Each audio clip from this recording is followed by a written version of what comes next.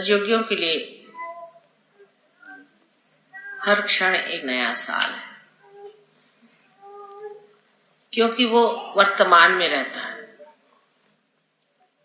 न तो वो भविष्य में रह रहा है और न ही वो बीते हुए भूतकाल में रहता है। हर क्षण उसके लिए एक नया साल है, एक नई उमंग है, एक नई लहर है।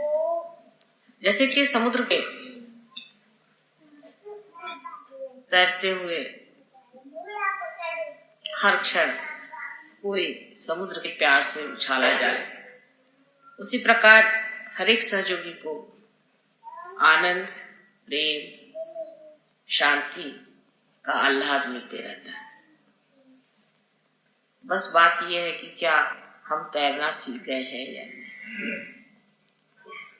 सहयोग में जिसने तैरना सीख लिया वो आनंद में ही तैरता है, आनंद के सागर में तैरता है।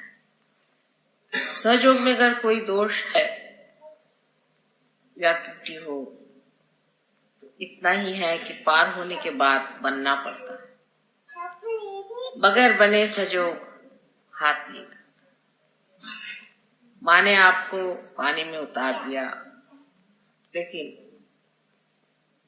तैराक भी बना करके भी आपको सीखना होगा कि आप दूसरों को कैसे तैरा सकते हैं, दूसरों को कैसे बचा सकते हैं, दूसरों को तैरना कैसे सिखा सकते हैं। तो आपको पूरी तरह से बनना पड़ेगा। यही अगर एक त्रुटि है तो सहयोग में है, लेकिन वो अनेक त्रुटियों को भरता है। जिससे पहले गुरु लोग आपकी शांति और आनंद की व्यवस्था नहीं करते, पहले तो वो आपसे मेहनत कराते, सफाई कराते। मन की शांति से पहले मन की शुद्धता, शारीरिक सुख से पहले शरीर को काफी तकलीफ दो। बहुत तपस्या के बाद लोग परमात्मा को पा सकते थे और इस चैतन्य को जो आपने सहज में पाया उसे जान सकते। लेकिन माँ की व्यवस्था और है, पहले चैतन्य को पालो, जान लो कि परमात्मा है, उस पर विश्वास करो जो अंधविश्वास नहीं, सत्य के पे। और अब थोड़ी सी मेहनत से भी बहुत बड़ा काम हो सकता है। जैसे कि किसी को पहले सिखाया जाए कि देखो पानी से डरना नहीं, लेक्चर दिया जाए, पहले तुम अपने को जमीन पे तैर के देखो, वहीं पे हाथ मारो दो चार, और काफी उनसे मेहनत की जाए और फिर धीरे धीरे पानी में लाया जाए। जैसे पानी देखा फिर भाग गए। और एक होता है कि पानी में ढकेल दो, फिर सिखाते रहे। इस तरह के सागर में ढकेल दिए। अब इसका मजा उठाना है तो थोड़ा सा कष्ट उठाना पड़ेगा, और वो कष्ट ऐसा है कि आपको बनना होगा, बने बगैर नहीं होगा। सहयोगी उसे कहना चाहिए जिसमें पूरा समाधान, जिसने पा लिया, जिसकी शुद्ध इच्छा पूरी हो, क्योंकि कुंडलिनी शुद्ध इच्छा शक्ति, जिसकी शुद्ध इच्छा शक्ति पूरी हो गई, जिसने शुद्ध इच्छा शक्ति ने दी पूरी तरह से अपना चमत्कार दिखा दिया, फिर कोई इच्छा ही नहीं रह गई। जो आदमी पूरी तरह से समाधानी हो गया वो असल में सहयोगी। कोई सा भी असमाधान बचा है, इसका मतलब है अभी तक कुंडलिनी का जागरण ठीक से नहीं हुआ, अभी तक आप पूरी तरह से सहयोगी बने। बड़ी आश्चर्य की बात है कि बगैर सहयोगी बने हुए भी आशीर्वाद आते ही रहते हैं, चमत्कार होते ही रहते हैं, लाभ होते ही रहते हैं। आप जानते थे कि हम चल रहे हैं, ठीक हो रहा है, मामला बन रहा है और हम अग्रसर हो रहे हैं।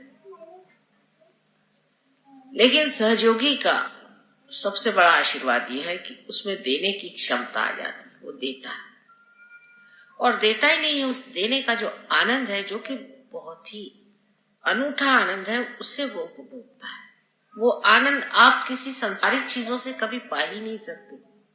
और सारे जितनी ब्लेसिंग्स वैसे हैं इनसे किसी से आप पा नहीं सकते। सबसे बड़ी ब्लेसिंग है कि आपकी अपनी गुरु शक्ति बढ़ जाए और आप में एक क्षमता आ जाए कि आप दूसरों को दे सके। ये जिस दिन क्षमता आप में आ गई, बस फिर समझ लीजिए कि माँ का काम तो पूरा हो गया, बाप का काम शुरू।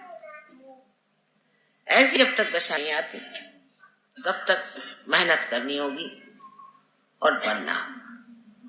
यही एक सहयोग की दृष्टि है, जिसे एक माँ के रूप में मैं कहती हूँ कि मैं पूरी कोशिश करती हूँ कि अपनी तरफ से कोई कमी न रह जाए। बहुत कुछ करती हूँ कि अपनी तरफ से ऐसा न रह जाए कि मेरी किसी बात की वजह से मेरे बच्चों में कमी रह जाए। लेकिन आपकी भी तपस्या जरूरी है, उसके बगैर काम नहीं होगा। पर जो तपस्या का स्वरूप उग्र है या संतप्त है, ऐसा नहीं, शांत तपस्या है। इसमें कोई कठिन तपस्या नहीं, कोई मेहनत की तपस्या। तो पहली तो चीज सहयोगियों को प्रेम करना सीखना चाहिए, सबसे बड़ी चीज। जैसे मैं किसी के लिए शिकायत सुनती हूँ कि ये सहयोगी, आप तो कहते सहयोग बड़ी अच्छी चीज, अपनी माँ को ट्रीट करते हैं, उनकी बीवी की बात चलती है, वो अपने बहन को पीटते हैं, अपने बीवी को मारते हैं, कोई है अपने पति का ध्यान नहीं करते, बच्चों की तरफ ध्यान नहीं है। सहयोग में ये तो अनायास ही हो जाना चाहिए, अनायास सब घटित होता है। अगर ये नहीं हुआ तो सहयोग क्या बना। जब आप वृक्ष हो गए तो वृक्ष की छाया में जो बैठे हैं उस पर तो कोई सी भी आफत नहीं आ सकती ना, वृक्ष सारे आफत आ। आपकी छाया में जितने लोग हैं उनसे आपके संबंध बहुत ही प्रेम और निकटतम होने चाहिए। मैं जो कह रही हूँ सब आपको अलग अलग आप ही को कह रही हूँ, किसी और के लिए नहीं कह रही हूँ, ये समझ के सुनिएगा बात। बहुत से लोग हैं जैसे ही मैं कहती हूँ तो दूसरे का सोचते हैं कि माता जी उनके बारे में तो नहीं कह रही।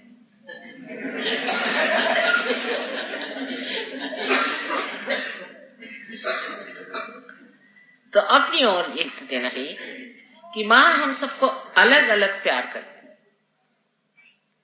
हर एक के बारे में जानती है अलग अलग, उसी प्रकार हमको भी हर एक के बारे में अलग अलग जानना है। जब हम अपने घर वालों ही को नहीं प्यार कर पाएंगे तो हम बाहर वालों को नहीं कर सकते।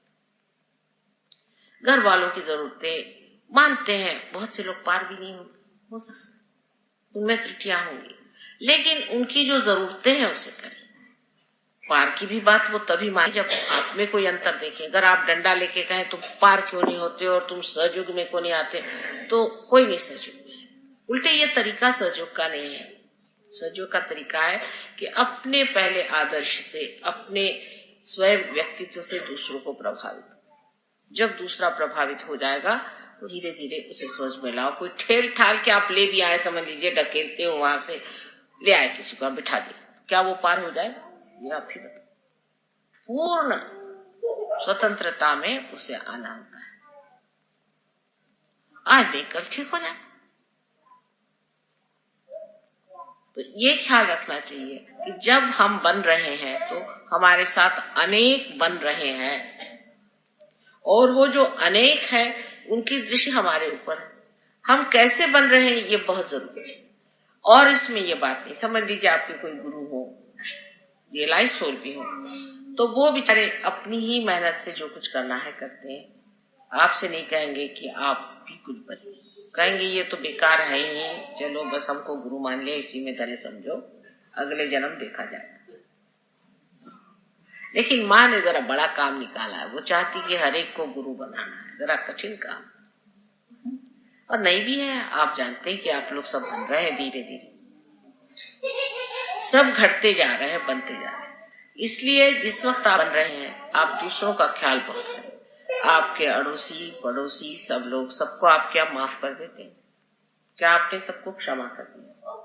क्षमा करना बहुत सीखना है। बहुत बार कहा है कि क्षमा जो है ये सबसे बड़ा साधन और सबसे बड़ा आयुध हमारे पास में, और इस बड़े आयुध को हम लोग इस्तेमाल नहीं करेंगे, उसका उपयोग नहीं करेंगे, तो हमारे पास और कोई इस कलयुग में और साधन नहीं जुट पाए। क्षमा का साधन करके, क्षमा की दृष्टि से लोगों की ओर दे रहा है। क्षमा से ही शांति आती है। जिसमें क्षमा नहीं आएगी उससे शांति नहीं मिलती। पहले तो आप सबको क्षमा करें और फिर अपने को भी क्षमा करें। दोनों चीजें जब आप कर पाएंगे तभी आप देखिएगा कि आपके अंदर स्वयं शांति आ जाएगी।